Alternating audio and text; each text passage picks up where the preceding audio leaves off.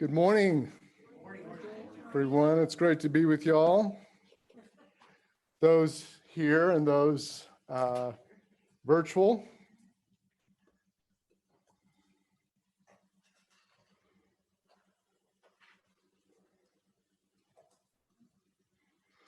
Wade in the water.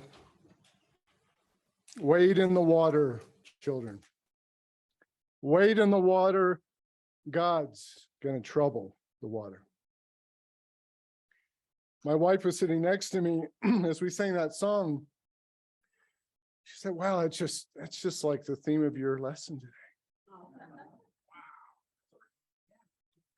Very organic. Perseverance.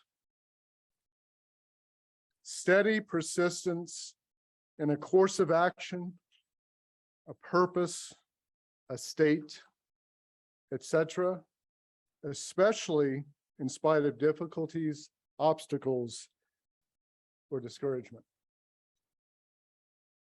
Second definition, in theology, continuance in a state of grace to the end, leading to eternal salvation. Who do you think of in your life, or that you've read about, when you think about perseverance and why? Not rhetorical. I'd like to, if I could solicit maybe some responses.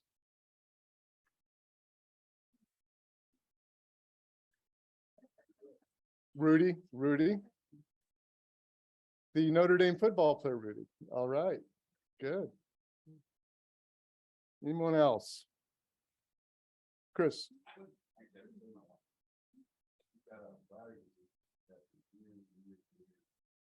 Long time it was 30 to 24 times a year. For the pain level, normally 7, 8, 9 range all the time. Didn't know, so it's like the 9 and 10 range. I knew, but nobody else. Wow. Yeah. Well, thank you. Chris shared about his wife and her challenge with intense pain and suffering with some ailment. So thank you. My wife, Linda. You talked about this earlier. St. Patrick came to mind, just knowing about his life. And I did a deep dive I think last year, just about how he was taken into slavery, Ireland, and he was against Christianity, and that person converted, was released, and then came back to the island to try to convert people. Just to have the heart to change and to persevere and to love them. Okay. Yeah. Linda shared about St. Patrick and being persecuted and yet coming back, being able to persevere through it and keep his heart. So thank you. Joseph. Yep. In the Bible. Yes. Great. For me, it would be my wife, persevering with me in faith throughout some of the difficult years of our marriage.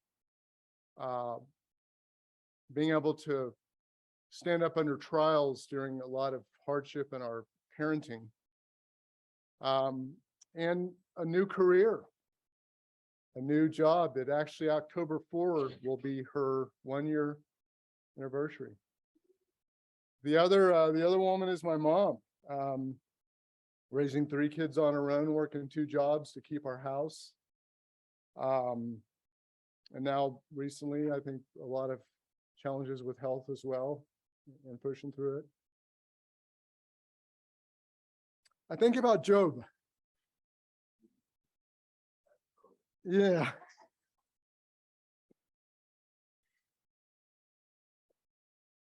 In a short time, suffered the loss of his family, all of his material possessions, ridiculed by his wife and all of his friends. And yet through it all, never lost his faith. There were times he questioned God's reasoning, as we all did. But he never lost trust in the control God had of his life. Today's message is titled Perseverance. We can talk a lot about perseverance on the subject. In fact, at some point, I'll just do a second, third part, maybe, as we continue to hit on some of these wisdoms of the Bible. But today we're going to look at three different aspects of perseverance through the portrait of Job, through the lenses of Job. There is security in a well-traveled path, but beware. My son and I used to do Joshua Tree National Park quite a bit. We did a lot of hiking. Beautiful, huh? Yeah, it's otherworldly. And one of the early lessons I tried to teach him in hiking was that because you go out on a path and there's not a snake, don't think there may not be one coming back. And God helped me tremendously by setting up two examples. The very day I told him that, there was a sidewinder rattlesnake on the way back on the trail. And then later, a closer event that he almost got bit was like a 7-foot rattlesnake, diamondback on the trail. But God helped me prove my point there. Let's turn to Job chapter 3. Change happens in our lives, sometimes traumatic. How do we handle it? Job 3:24. For sighing has become my daily food. My groans pour out like water. Job went through a trauma of transition, a crisis of change. From prosperity to poverty, from a family of happiness to loneliness without family any longer, from dignity and respect to the dunghill, the town dunghill, or ashes, they call them. King David, the day after he married the king's daughter, the king hurled a spear at him across the table. That same King Saul chased him around for a long time over the mountains like a wild animal. One day, Daniel is sitting at the king's table. I think 120 wise counselors of the kings. And the next day, where was Daniel? He was in the lion's den. Changes happen in our lives. When Rich texted me rather, not called him. An old friend of mine used to say he thought the telephone was the tool of the devil. I'm thinking, wow, if he could see cell phones and texting computers. Anyway, I digress. So, but Rich texted me and asked me if I would lead the lesson. And it's just been a really trying month for me. I think it's been a trying year. Just challenges within the family. And so I just thought, I have a feeling God's going to reach out and ask me to do the lesson this week. When frankly, I was not in any emotionally, I was not in really not in any emotional state. So I thought, do the lesson. But I thought, you know what? It's God's timing. God knows when we have something to share. So why not better Job? Perseverance. I feel like it's a time for me, and I trust with a lot of y'all, is to persevere.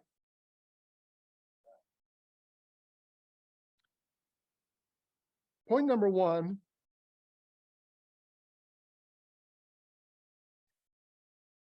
perseverance in change.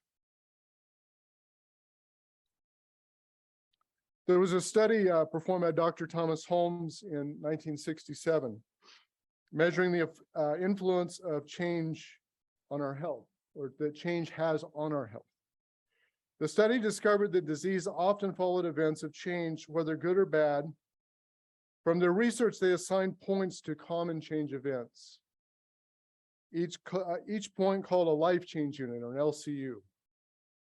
Dr. Holmes suggested that an accumulation of more than 200 of these units in 1 year could lead to serious health breakdown. And 300 or more, an 80% chance of major health, such as disease, surgery, accident, or mental illness. The following are some of those rankings on the Holmes chart. I thought this would be interesting.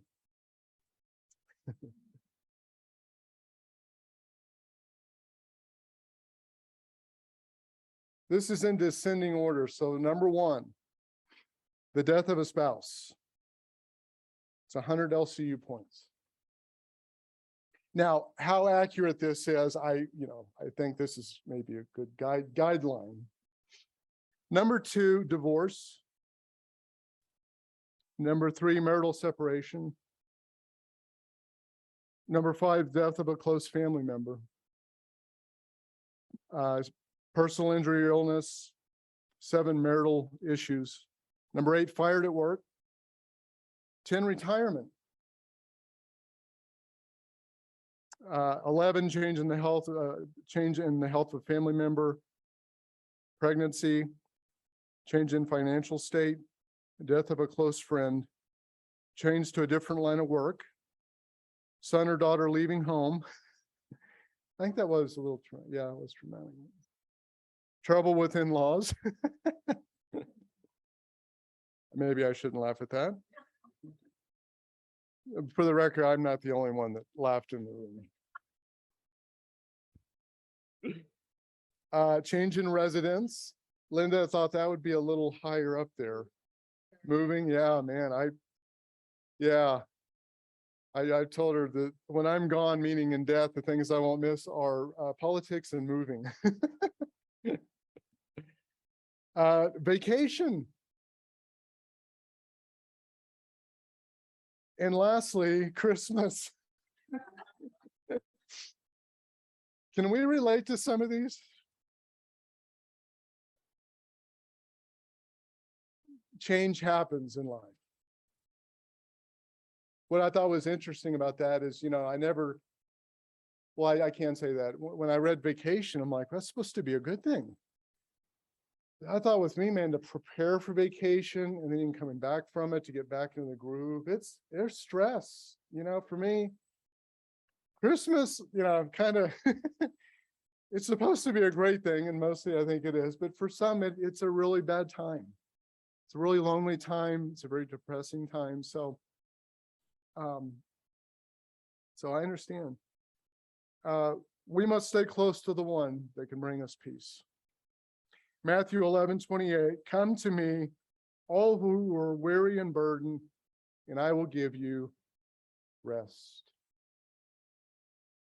We learn in this story of Job that faith and trust in God enabled him to not only survive, but really to surmount these challenges in his life. And so I think it's great to look into the portrait of Job and how to handle a lot of perseverance relative to the changes that come in our life. Second point, perseverance. Let me try that again. Perseverance by acceptance. Job chapter 2.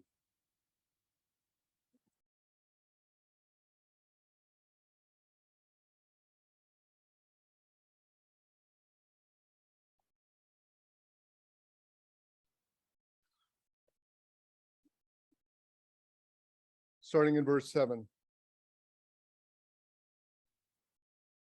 So Satan went out from the presence of the Lord and afflicted Job with painful sores from the soles of his feet to the crown of his head.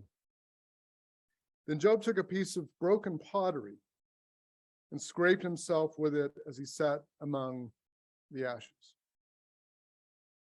His wife said to him, are you still maintaining your integrity? Curse God and die. He replied, you are talking like a foolish woman. Shall we accept good from God and not trouble? In all this, Job did not sin in what he said. You know, one thing I've always read when I read into this is I looked and honestly, I looked at Job's wife as kind of the bad villain in this story, or not, besides Satan, of course. But what caught me this time is that Job did not condemn his wife. He tried to help her. The Bible says he did not sin in anything he said.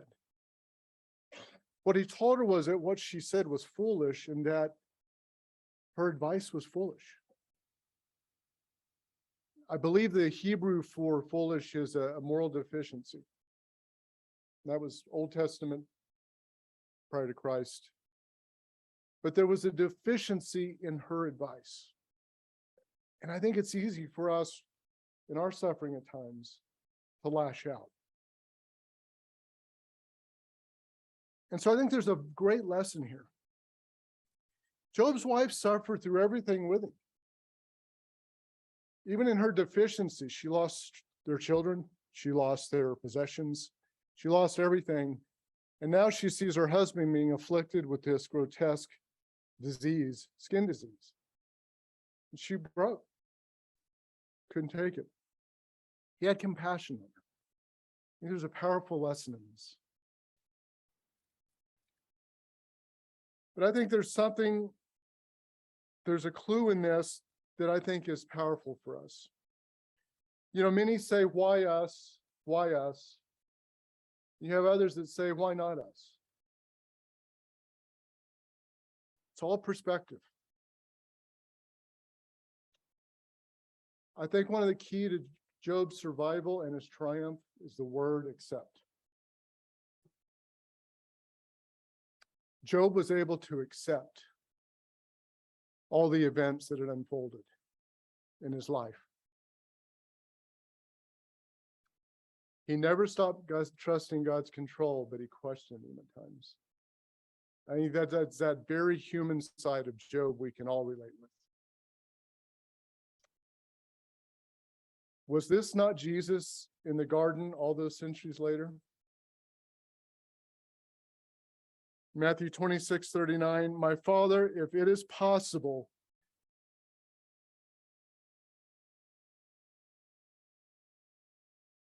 may this cup be taken from me, yet not as I will, but as you will.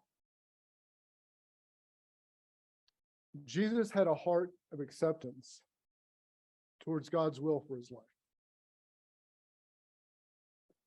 I wonder if Jesus in the garden thought about Job, the story of Job.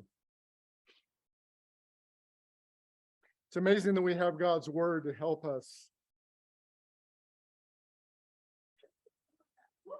Good job, Charles. Thank you.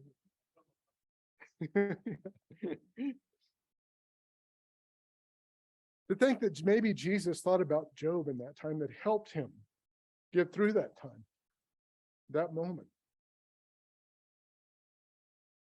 So I opened up, who was it in your life you think of? I think of my grandfather a lot. How my grandfather would handle a certain situation. So when I'm in that situation, I kind of think, well, what would my grandfather do? Ultimately the answer is, the question is, what would Jesus do? But sometimes Jesus's qualities come out more closely in other people that we've experienced life with. It's all perspective. Elizabeth Elliot in 1956 lost her missionary husband in the Aqua Indian massacre in the jungles of Ecuador. With her small daughter Valerie, she went into the very village of the tribesmen that killed her husband. There she ministered and saw God's miracles. From this experience, she writes,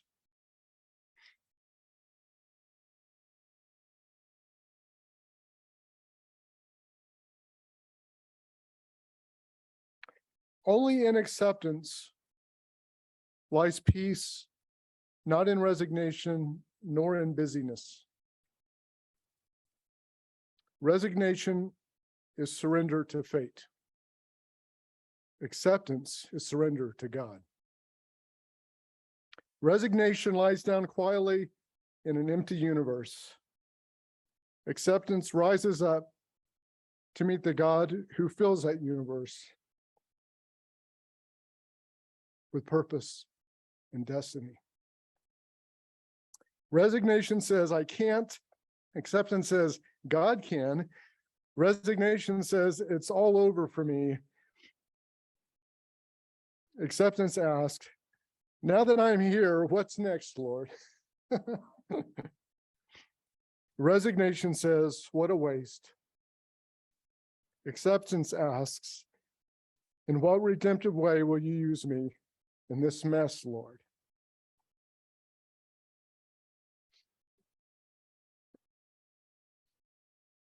I believe we evidence acceptance of God's will for our lives and how we respond to others around us. Do you excuse me a moment? Our family, friends, and strangers, during our times of sufferings, do we continue to love others in our sufferings?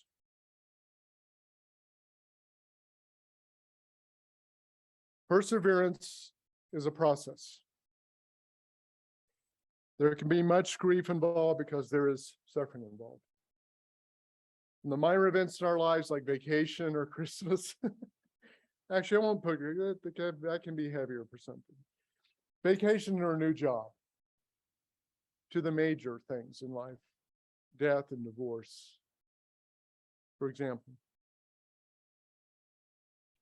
Elizabeth Elliot wrote the successive stages of grief from her own experience: denial, to anger, to bargaining, to depression, to acceptance.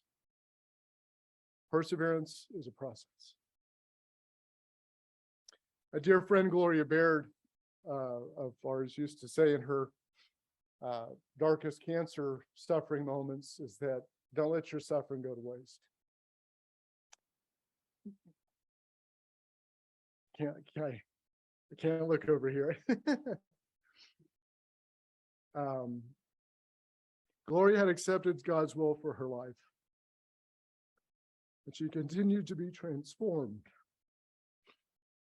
to the day of her departure, the day she transitioned. And number three, lastly, and these are by no means, it's not exhaustive of perseverance. Number three, perseverance always hopes. Job 19:25.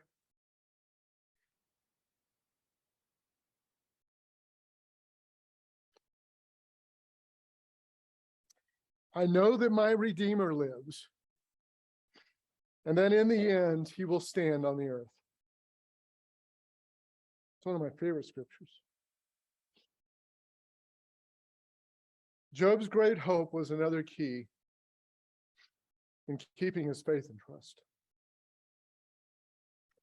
Job's hope anticipated God's coming. I've learned that hope is an adverb. During some of our, hardest, most challenging parenting trials,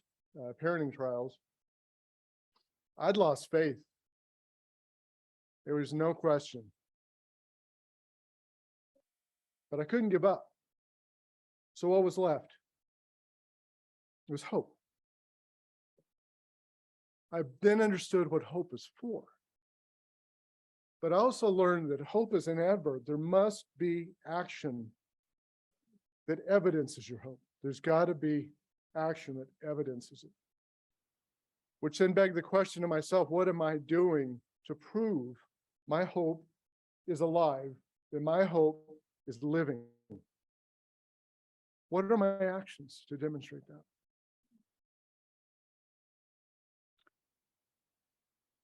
Is our hope active today? God came to earth. Is that a stupendous thought? Job only had anticipation. we have realization. God has come to earth. There was a Colonel James Irwin and an astronaut. First of all, does anyone here besides my wife know know how many people have set foot on the moon? Okay, 16. Any other guesses? 23. Okay, we got to come lower. It's 2. Okay, 12. So right in between them. 12 people have been on the moon. Colonel Irwin, I'm sorry, at age 12, went to his mom and said, I want to go to the moon. I want to fly to the moon. And he said, I might even be the first one. He was the 8th one. Growing up, he lost interest, he said, in religion early on. He was raised in a Christian home and he lost interest in religion. He didn't believe in it anymore. And in early life, he grows up and he becomes highly educated and practiced in aerospace and ends up going to the moon. And he said, while he was up there, it's to look at the earth from the moon, its transcendent color looks like it's a transcendent jewel hanging in blackness. And so when he got back, he began to lecture. He went on the lecturing circuit. And he would always start out his lecture, when I was walking on the moon today.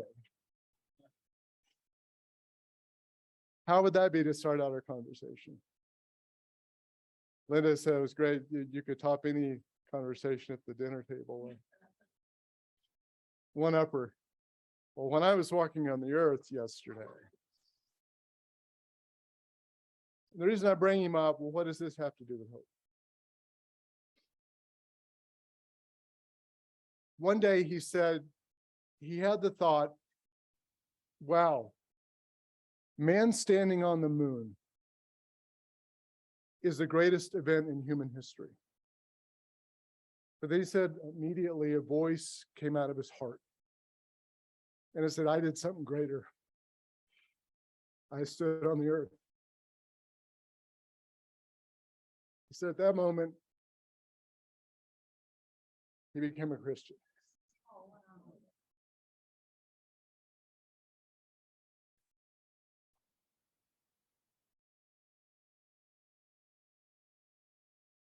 It's not about mine sticking together, it's getting the order right.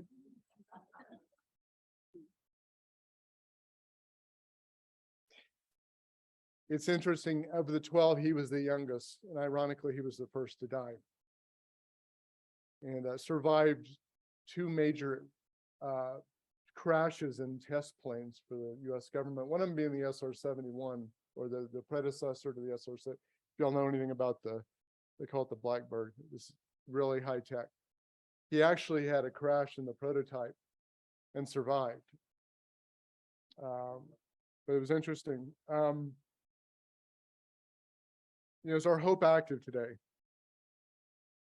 What are we suffering from today? We need an active hope. How are we demonstrating that hope in our lives? Does the realization of God coming to earth still make us bow or kneel in awe? Or is it just a well-traveled path or a familiarity to us? I'd read something where God became the infinite, became the intimate. That was a beautiful, powerful way of putting it. Christians that have gone through deep waters will tell you that we must be ready to accept trouble, as well as the good that comes in life too. I love that,